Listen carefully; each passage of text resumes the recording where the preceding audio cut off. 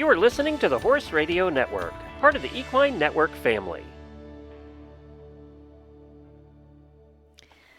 Hey, you're listening to Adulting with Horses, the best place to be if you can't be at the barn.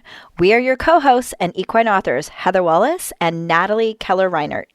As crazy horse girls, we don't take ourselves too seriously in the saddle or out. We celebrate the things that make us different. Join us as we talk about horses and pop culture and get a little weird in a fun way. Thank you for being a little weird with us.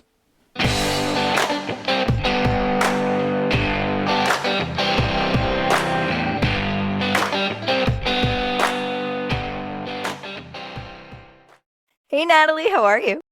I exist, I think, after liminal week. Yeah, what day is it? I don't Literally even know if we know. I thought it was the 3rd, but it's the 2nd, and I don't know. I got up at like 10:30 yesterday. Yeah. So I don't know how that day was so long that I thought it was 2 days. I was only awake for like 12 hours. I'm actually kind of loving. I always take the week between Christmas and New Year's off. Always, because, you know, I'm a mom and I make Christmas magic happen. Yeah. And That's a job. It is a full-time job, I especially don't do it anymore because it's too much work. Well, it's the busiest season, too. Fall is my busiest season between events and everything. And, of course, the rush for everybody to get their horses and dogs done before Christmas. And then, but I've been sleeping in, and I haven't had anywhere to go. So, of course, we forgot to record until today, right? Because we don't know what day it is. I definitely did the wonder if Heather wants to record this week. I won't ask her thing that I do where I space out. I got spaced out into work. I wasn't going to work through the end of the year. And then last weekend, I started doing some research for my long-term project. And I got really into the research. And then getting really into the research got me way into the manuscript. So I totally got sucked into this project. This is what you do. This is what happens, actually, to both of us, because it's so fun. I'm never in front of a computer, right? When I'm doing body work, I'm always out on the road. And so, I'll sit down and I'll do, half a day of just answering emails. And then now that I've had, a week, I'm like, oh, maybe I should write a chapter. Maybe I should do this. Maybe, oh, yeah, I'll do that interview with that person that they've been asking me for 6 months to do. It is. Oh, yeah. I have something in my DMs. Yeah, totally. Just remember that. Yeah. Right. It's it's hilarious. Well, we get pulled in different directions, and just like with anything, what happens? I'm gonna ask rhetorically, but I think we both know what happens. What happens when you're so busy that you don't have time to focus on your horses? Your horses fall apart. Yes. Not because they're not getting attention. They don't need attention. No. But because they crave attention. And if they're my horses, they crave chaos. Right? They're like, oh, yes. Heather's starting to save some money again. This is great. Vet bill. So I have seen so many people with big vet bills for the past couple of days. Yeah. I think there's something in the air. Well, it's winter, Full moon. And I'm lucky because I have very healthy horses. However, Ferris needed his Percent medication for his Cushing's, which is $500. Yeah. At the same time that we had to have an emergency vet visit for Delight. Delight is supposed to be the easy retired pony. Isn't it funny? He has been until now. Yeah, you don't bring up Delight a lot, just except to say Delight is a wild man. And he's perfect. Delight runs free. Delight is a Mustang. He's a feral beast, and he generally loves it. But every once in a while, he craves attention. And, a couple of years ago, he, banged his knee against the stall door, and he was, 3-legged for 3 days. And there was no scrape, there was no bruise, but he was he wanted and craved the attention. And, I'm anthropomorphizing obviously a little bit, but, so he's been lame for 5 weeks. Oh my God, that is, yikes. Not thoroughbred, falling apart. I wish I could say, and it's been intermittent, but I came in, I got a call from the trainer, and she was like, Heather, your horse is a flamingo. Oh I came in, his whole leg was off the ground in the flamingo pose. He wouldn't put it down. Well, I know what that is because I have had thoroughbreds and I've walked into my barn. I remember walking in as a teenager. It was when I first moved my horse from full care to self-care. So, all of a sudden I didn't have somebody there. I was like 14, maybe 13. And my horse was literally wouldn't put any weight on his foreleg. I was like, this is it. My horse is dead. This is it. This broken is the leg. end. Broken leg. Oh no. Abscess. Yeah. Abscess. Yeah. So I'll be honest, in 30 years of horses, and obviously I've only owned for like 8. But in 30, I've never had to deal with an abscess. So like, I guess my time is up. Oh my God. As a Floridian who's always had thoroughbreds, abscesses are like a weekly occasion. Well, I mean, I'm happy that we figured it out. Like, so like I called the vet and the farrier at the same day, right? Because he was clearly due anyway. He was over at the toe. And I was like, I've been doing body work on him. He's like really tight in the lower back. It doesn't feel like a tendon, like, because I was worried about that he'd like strained a suspensory ligament or like he pulled his tendon because he's wild, right? Like he runs around and gallops the field. So the farrier was the first to call. The vet was not in town, and it wasn't really deemed an emergency because thoroughbred, right? So, and she's good. I trust her. He comes out and he knows his feet so well, and he was just like, "Oh yeah." I feel it. Like he couldn't get to it all the way. So he's like, but I want x-rays because we might have to like change the angle of his hooves and blah, blah, blah, whatever. So I was like, well, this is great news. Now we know what it is. Right. Yeah. So like, at least it's not a mystery lameness. And so I learned how to wrap. I learned how to wrap an abscess and like soak and all that. I never knew. That's great. I can't believe I used to wrap a mean hoof. Yeah, no, I'm terrible at it. But I haven't had to do it in a while. But boy, I used to be able. I get wrapped so tight. The horse will be like, "Oh my God, I have a whole new foot." They'll canter away. Well, that's the thing. Like, I watched my trainer, who's one of my closest friends ever, and she's like, I look to her for everything because 1, she used to own this horse, and 2, like, she just knows everything.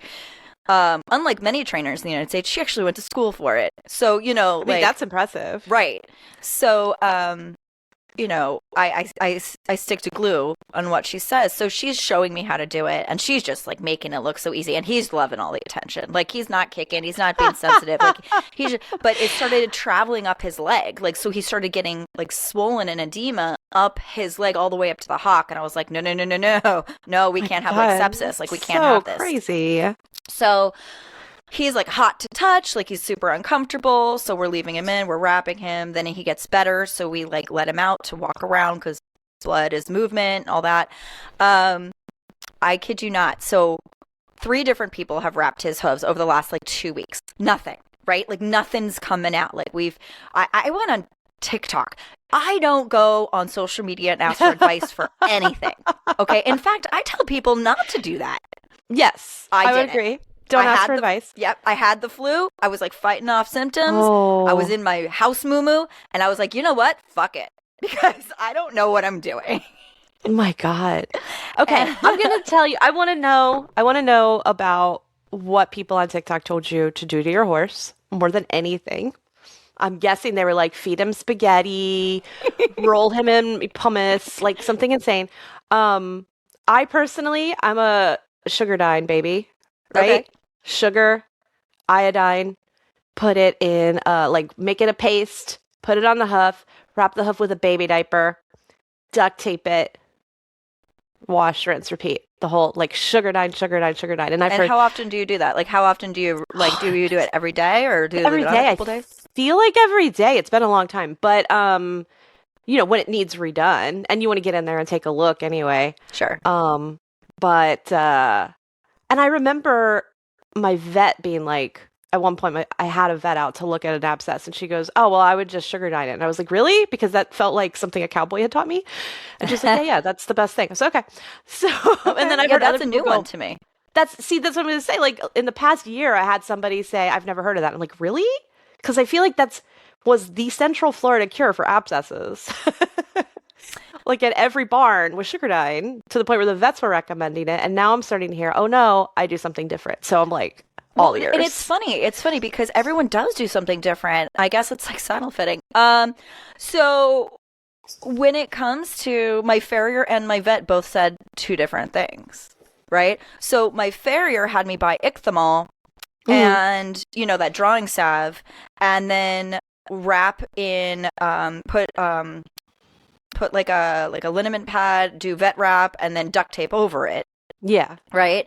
And he wanted the heel bulb covered because he was afraid it was going to come out the cornet band and the heel bulb, and he wanted it to come out, I don't know, somewhere else. I don't know. I forget this point. Yeah. And so I had that wrapped, and then the vet came, and she hated the ichthymol. It took her a long time to clean it off, to even see anything. Yeah. And she was like, okay, well, I want you to wrap it differently. She's like, don't use the ichthymol. Let the hoof dry out a little bit. Then I want you to soak it. Then I want you to wrap it this way. And then she was telling me how she wanted the poultice pad and how she wanted it free of the heel bulb, but over the cornet band. Right? So I'm getting all these different things. And I'm just like, and then my trainer does it a little bit different too. And so, but I'll fast forward. So most people say like soak once a day, right, in like the Epsom salt or whatever, and then wrap it. And usually it's a variation of like either the poultice pad or the diaper, and then duct tape. Like duct tape is king. Let's just be honest. Yeah. Everybody should have duct tape in there. And if you only have Gorilla tape around, don't use that. Don't. Why would you only have Gorilla tape? Like, I feel like... I don't know. It was a day, man. And there was only Gorilla tape. And it doesn't come off. It doesn't come off.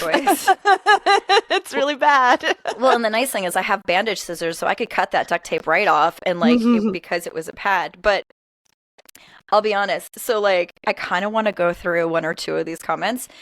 One is by far the most absurd thing I've ever heard. Oh, my God. But I'm going to preface this by saying nothing I did worked because there's a surprise ending. Are you ready? Gosh. Wait, before I go through the TikTok comments, I want everybody to know. So after 4 or 5 weeks, the farrier came again because he's like, we need to do his feet. Let's just see what we see. Like, if nothing's coming, like, what the hell? And he sends me, because I couldn't be there, photos and videos. He took the shoes off the back, and there it was, right underneath the shoe. Sure. On the right hind, right on the toe, just a horrendous, disgusting abscess, like so deep into the heel wall. And that is the foot that's been wrapped. Surprise, he had an abscess in the other hind foot also that we never wrapped. That actually popped first. That's wild. He must have been so miserable. Oh my God. I know. Is it sandier at your new place? It is. Yeah. Yeah. That's got to have something to do with it. Sand gets in any little, sand in your house, sand in your bathing suit. It gets into any little crevice. Especially this time of year. There's not a lot of grass, right? It's like, I'm going to make a pearl in here. Like, I don't need a pearl. I don't need a pearl. They keep those pearls to themselves. Well, and the thing is, when I think about it, because he's so pain sensitive, like that is the reason he only acts out if he's discomfort, like if there's discomfort. The fact that he let us treat his right leg, didn't ever kick out, didn't bite, didn't do anything, just literally was like, help, and then didn't even complain about the other one is shocking. My farrier is like, he was the goodest boy. Like, oh my goodness. I cannot. He's like, honestly, if this were another horse, they probably would have tried to kill us by now. Like, it was so bad. I'll post the pictures in the clubhouse. It was really bad. And what I find mind-boggling, and again, I'll read the TikTok comments a little bit. The hoof that wasn't soaked actually was it popped first, and it was the deeper one. But it wasn't soaked. It wasn't wrapped. Nothing. I don't know. I don't have any theories to apply to that. I just wonder if it's like, is it worth, or is it just like, do we just pad for comfort and then let them work it out on them? I don't know. I don't know what the answer is. So, I mean, to a certain extent, you're also guarding against when it does pop, that they don't come in dragging a filthy, open wound in their hoof. And the padding's got to help. They always look more comfortable after you. Oh, definitely the put padding. Several layers of cotton and padding underneath their foot. And you got to keep it dry. Hence all the duct tape. But like, what about I don't know if like the drawing agents or any of that was worth. Like, I don't know. I believe in Epsom salts, right? Epsom salts have been good for mankind since they were discovered, whenever that was, medieval times. Ichthymol, I'm kind of with your vet on that. It feels kind of racetrack at this point. Like it's just something you use because you were told to use it, and he was told to use it, and the trainer before him was told to use it. I don't know, and it is gross. I'm hoping to never ever have this again. But like, what's the likelihood of that? I'm interested in trying the sugardyne thing. Yeah, it's just sugar and iodine. You just make a paste out of it. Yeah, I usually have iodine anyway in my Tech Box. But some of the people on TikTok were really, really great because they had, like, one was like, oh, I do this for 25 minutes. She's like, 25 minutes in Epsom salt, then packs with the black drawing salve, which is the Icamol, put a baby diaper on, put vet wrap around it, up to the fetlock, make a duct tape boot and put it on, then call the farrier. Like very specific help, which is lovely. And I did do that. I will say I probably wasn't the best at soaking, but it's winter, you know? Yeah. And then other people had recommended like the animal Lintex pads, which I did use. And they had different ways of using it. Some people soaked it, some people didn't. Would they soak it in? Just water, like warm water. Oh, okay. I've never used the poultice pad. No, I mean, that's what I had been recommended. And you can cut like a band out of it and put that over the coronet, and you can also cut it to fit the hoof itself and then wrap and everything. So that's cool. But I'm also treating for thrush like always because of his heels. Yeah. So like so I have to put thrush stuff on it first before wrapping it. So like I can't get it too wet because I'm obviously trying to fight thrush. And everyone was really good. They were like, most people were like, call the farrier and vet. I'm like, dude, that would happen 3 weeks ago. Like I'm all, like that. I appreciate it, but I'm already there. No, we have become a research case at this point. They're taking photos. It's a case study. Okay. But this is the most, and I gotta be honest, this is the most absurd thing I've ever seen. I have to tell you. I'm not gonna name names. Again, nothing against this person. She's on social media. She's trying to be very helpful. This is odd. Okay, right. All right. She said, a weird hack my farrier told me after soaking, wrap it with sauerkraut. It worked really well. And I have never heard anything more absurd. And yet it's because it's so absurd, it might actually work. Okay, so we've got vinegar. We've got fermentation. Acidity, right? Okay. Like all that acidity. Okay. We have cabbage. Cabbage might have antiseptic properties. Does sauerkraut have antiseptic properties? I want to Google that. I don't know. Keep talking. I feel like it could. Okay, so it's definitely full of vitamins. I don't know if that is absorbed through the hoof. So vitamin C, right? It's for the immune system. Because it prevents scurvy. So your horse isn't getting scurvy through their hoofs. So that's good. It's soft. It's squishy. That's good. I mean, any word on cabbage? Well, so AI says, because when you Google, like AI does the overview. Yeah. So I'm lazy, guys. We're recording as live.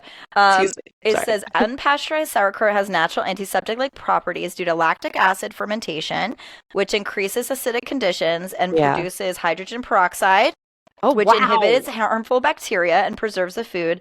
The probiotics can also contribute to its ability to fight pathogens. Okay. And act as a natural defense. So this might be the most genius weird hack I've ever heard. I would try it. Although sauerkraut is more expensive than sugar. But yeah, but I mean, if we're talking like week 4, nothing's happening. Like I'm throwing some sauerkraut at that bitch. Get the boar's head. Like get the good stuff. I love a boar's head. Get the refrigerated stuff. That's super interesting. Fermented things, I feel like, don't get enough credit in the modern world, and we've probably lost a lot of grandma knowledge about what fermented things can do for us. And my ex-husband keeps a huge jar of it for his probiotic. Like he'll take a spoonful every morning as a probiotic. I prefer to take a pill, but that's because I hate sauerkraut. But I like sauerkraut, but I feel like cabbage first thing in the morning would be rough, and vinegar. Yeah, he has IBS. Is it as potent in a pill? That's the question. Well, right.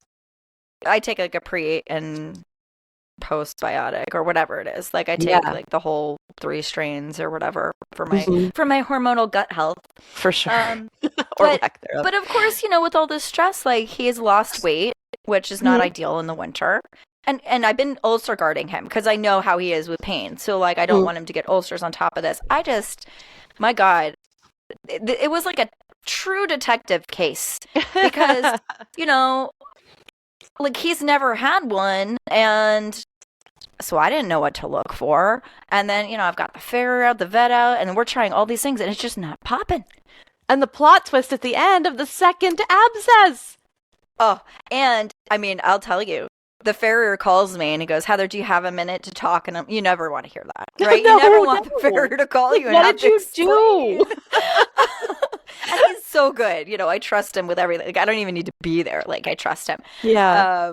He's so good. And Delight loves his farrier visits. He thinks it's like the spa. He's such a good boy. All my horses have very good ground manners. And so I was like, oh my God, did he kick him? Like, what happened? And he's like, I need to explain the video and the pictures before I send them to you. I was like, oh my God. So I'm going to post them in the clubhouse. But the good news is, it seems like Delight has taken like the new year, new you to heart. He's happy. He's running around. He so got much what he happier needed. now. Yeah, but it took like all of December to God. figure that out. Like, that's even terrible. My barn mate who helped show me how to wrap it before she left for Florida for Christmas was like, it is still there. I'm like, yep. Yeah, you're thinking it's going to be, a week tops. Yeah, no. It must have been very deep. We think it actually was from some kind of trauma. Because it was both hinds in the same spot on the toe. And, he plays rough. Like, he gallops, he rears, he pivots. Like, he does all the things. And the ground's hard right now. Both Ben's hind feet are white. Okay. And so you can see the bruising that he gets. Really? On the outside, on both hooves, he'll have bruising. And every time I see the farrier, I'm like, should I be worried? I'm seeing like literal, tendrils of blue and red. And she's like, does he pick up his feet? No. Not really. She said, okay, he's bruising and it's showing up in the wall because his walls are white. I'm like, okay, I've really never had a lot of white on any of my horses, so this is the first time. And I have roots and I have hard ground, and he digs in with his hind hooves whenever he's chasing Manny. That might be exactly what it is. Yeah, he goes from, he does like a leap, where he's standing still. He digs in his hind hooves. I find marks all over out there. I'm like, dude, this is new grass. Please stop doing this. He just like huge cut marks in the ground. And so his hind hooves always look bruised. That's bad. That's a really good point, actually, because now that I think about it, I mean, not that this is like a light bulb moment, but like it is.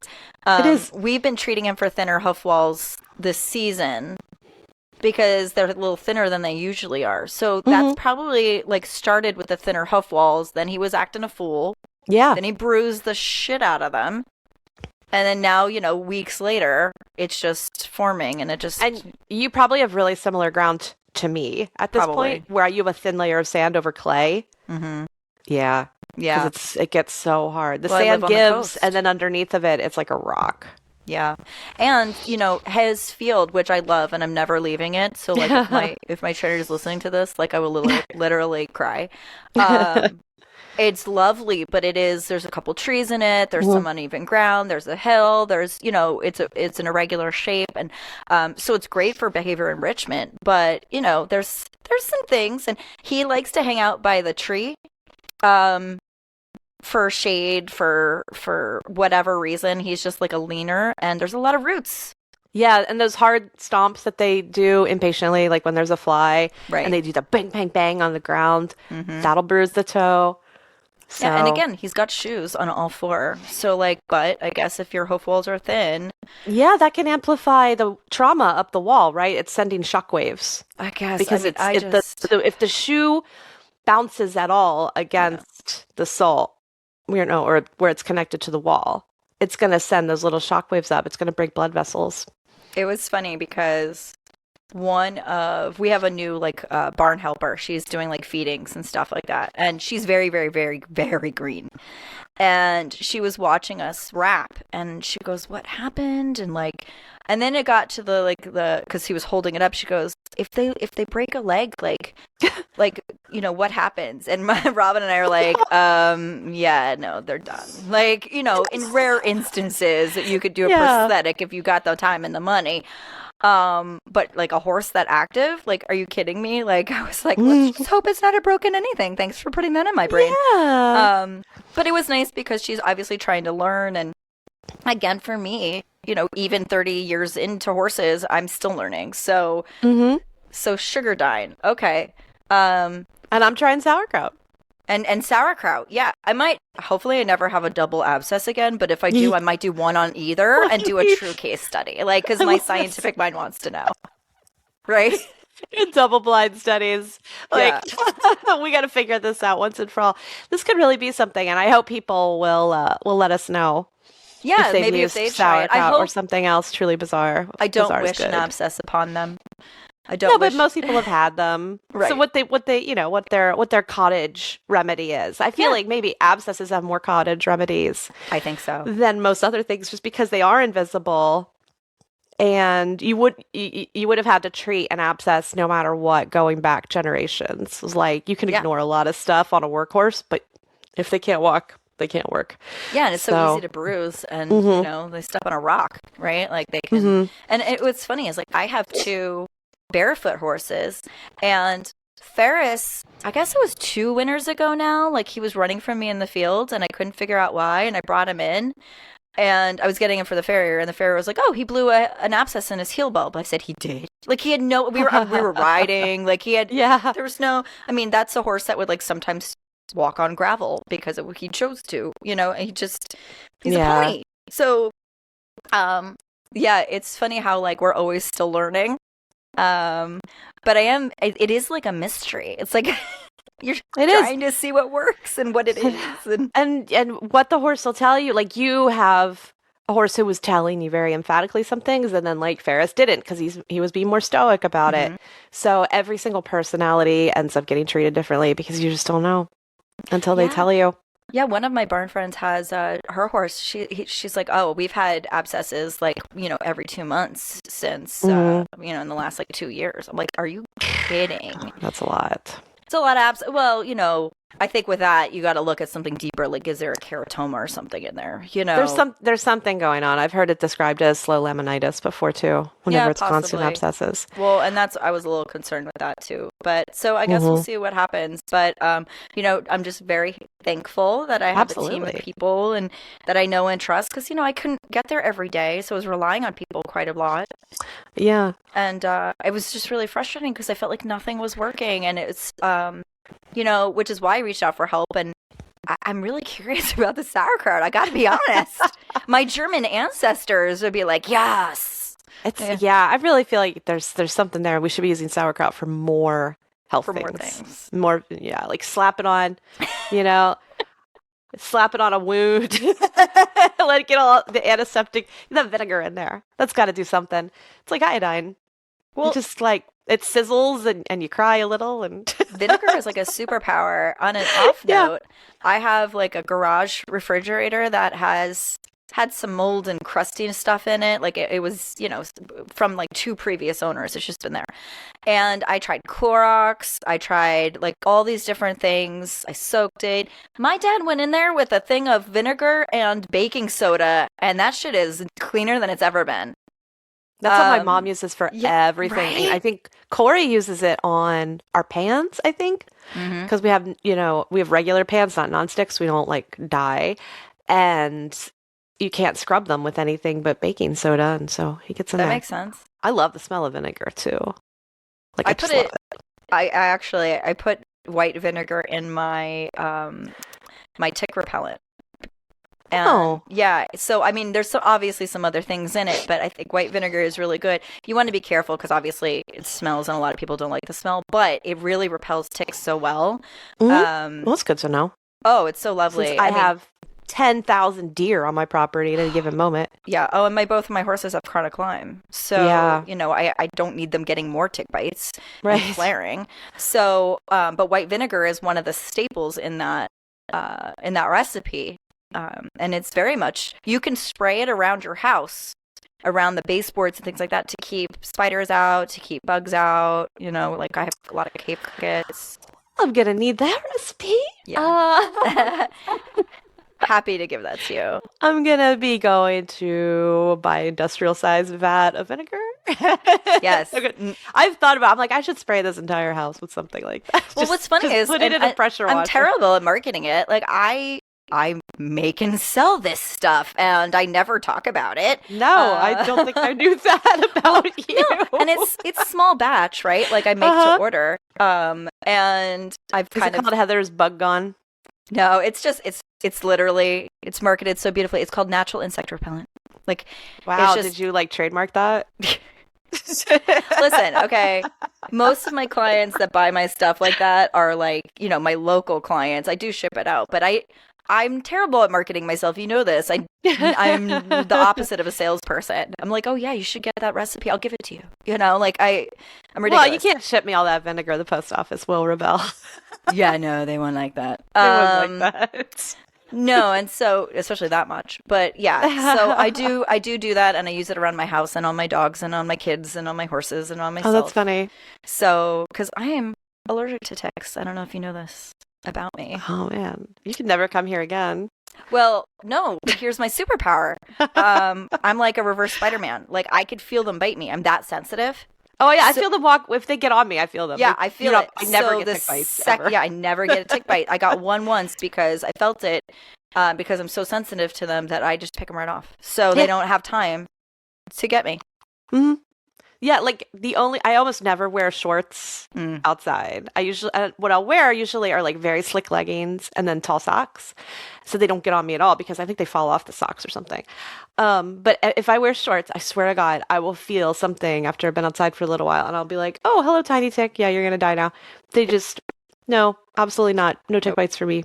No, I don't play that game. Not that lucky. Really? He does not notice them. Yeah. It's crazy. He's like, what's on me? I'm like, God damn it. How do you have another tick on you? Yeah, we do tick checks. we definitely do tick checks throughout the year. And fun fact, they don't hibernate. So no. Everybody needs to know you should check them all year, especially in the winter because of all the leaves that are down. They like to sit in the leaves. Yeah. So, always check everything. It's just people don't notice them because they're wearing full legs, right? Like they're not wearing shorts. They're not wearing things like that. So, I don't know how we got on that topic, but horrible topic. I'm so sorry. I'm literally terrified of arachnids, as you know. Yeah. I'm trying not to talk about them. I'm trying. I know. I'm just so glad that we solved the mystery case of lameness. And I am too. I hope Ben doesn't get an abscess now because of all his bruising. Ben's Ben. He's always like this. And he's a pony, so. And I'll tell you a fun story about Ben is that when I got him up here a couple of years ago, he had a crack in his front hoof, like right in the middle. It just split. Just split. And every time I felt like we were going to solve this crack, because he's just on trims, right? But he's on 4-week trims, sometimes 3-week trims. And we would get close, and then it would just split a little more. And I was like, God damn it, gosh, it's making me just so crazy. And a few months ago, it did it again. And my farrier said, are you going to be around every day to clean this out? And I said, yes. And she said, okay, I'm going to she squared it off with the file, made like a notch. And then I cleaned it every day with the blue stuff. Yep. And then it grew out. Very quickly. It was insane. And then I had stopped riding altogether while I was waiting for scoop boots to come in because the ground was hard. It was a problem. I've got him going in scoop boots. I'm riding him a couple days a week. His hoof is perfect. It's awesome. Smooth. In fact, he was trimmed 2 weeks ago and it still looks like a fresh trim. Oh, I love that. Because he's not getting any wear from work. He's wearing these scoop boots and they're completely protecting his hoof. No crack. You can still see the beveled edge of the trim. I'm obsessed. This is my commercial. And just the fact that crack is gone so suddenly after making us crazy for 3 years. Well, it's because you were treating it every day. Like my farrier has said, because Ferris had them for the first time this year as well. He's like, unless you're going to treat it every day with the Vetericin blue stuff, like the Hoof stuff, it's not worth doing that notch, right? You know what it was? It was Chlorhex. That one, it was chlorhexidine is what I was spraying it with. Okay. Nice. Yeah. Oh, is it a spray? I put a spray bottle. Okay. Yeah. So I could use it for that purpose. She was like, you could use iodine, you could use Chlorhex. I was like, I've had a Strangles barn. I use Chlorhex for everything. That's fair. I trust it. You know, the one thing that I really love about horse people, we all have like our own hacks. Yes. Like there's a lot of like tips and tricks and like what works for me, maybe something different works for you. So it's a very interesting to kind of hear everyone's opinions and in a good way. Yeah, no. It's all built on trauma, right? Like, this horrible thing happened. This got me through it. I will always return to it. Oh, yeah. It's like superstitious, too. Like, at this point, right? Like, it's like, no, because if I do something else and it doesn't work, I know this works. I'm just going to do it. Absolutely. Right? Yeah. That's why we have all positive reinforcement. We do what works for us. And then we get militant about it, and that's the horse community fighting with each other about my way is better versus, you know. But clearly there's no one right way. No. At all. No. All right. Well, why don't we talk adulting wins, and then we'll sign off and say, you know, Happy New Year to everybody. Adulting wins. Yeah, here we are in the new year. I will like to say I pulled a tarot card for 2026, and it was the moon. Secrets. Hidden things. Yes, things hidden from your sight. I was like, thanks. I'm catting around behind your back with another podcast. No, I'm just kidding. That's fine. I only have time for this one, so you do you.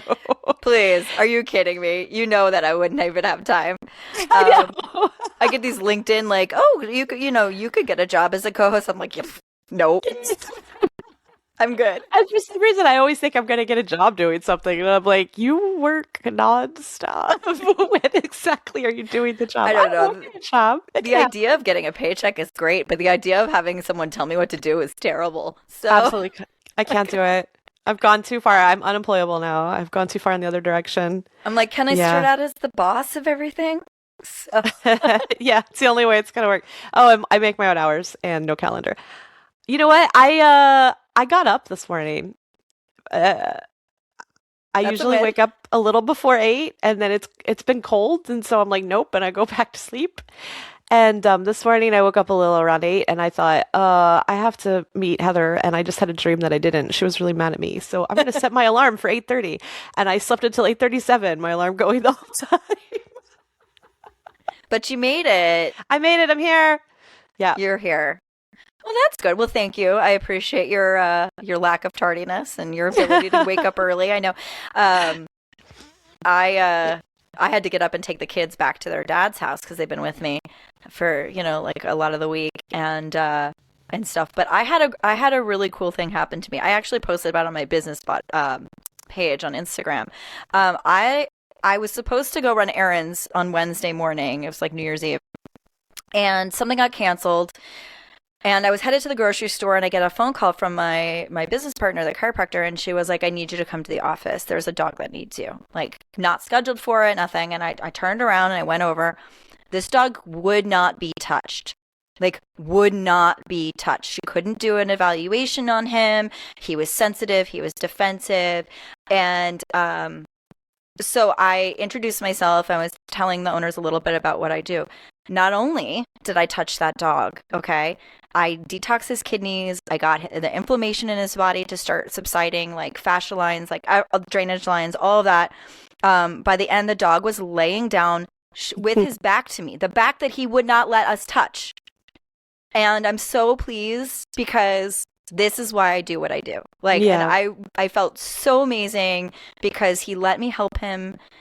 And I felt like I made a big difference. And so I'm really, really excited. And it's just an affirmation to me that, everything I've learned along the way, like I still, obviously, every animal has something to teach me, but that I'm on the right track, that I'm doing something good. So that made me really happy. The dog's obsessed with you now. So that's really great. It's always good when an animal's obsessed with you. Yeah. It's like, oh my God, you're my new boyfriend. Yeah. Yeah. I mean, he wouldn't, he would let me like maybe touch his chest a little bit, but he would not let me touch his back end. And then for him to lay down, relax, and kind of doze with his back end to me in touching distance, that's huge. That's huge for a defensive animal. So, and I didn't get bit, so yay. That's always a win. Yay! Yeah. Always a win. They're more likely to bite than horses are, so you obviously have to be more careful. But he does have a history of biting the vets. So, so I'm excited. I felt really good about that, and it didn't work much this week, but I felt like the work I did was important. So yes, good affirming moment to get you started. Yeah, it's exciting. And also, I'm going to add on, I've been trying to post more on social media about like the saddle fit and bodywork topics. So I'm gearing up to do an episode. So we're getting there. I'm on that's the exciting. I even wrote my intro and everything, disclaimer. Ooh, so excited. Yes. So I'm going to stop teasing people and actually get an episode out there. People want to know. They want the Heather. They want the Heather cast. They want the business Heather. So. Business Heather. She gets pro on ya.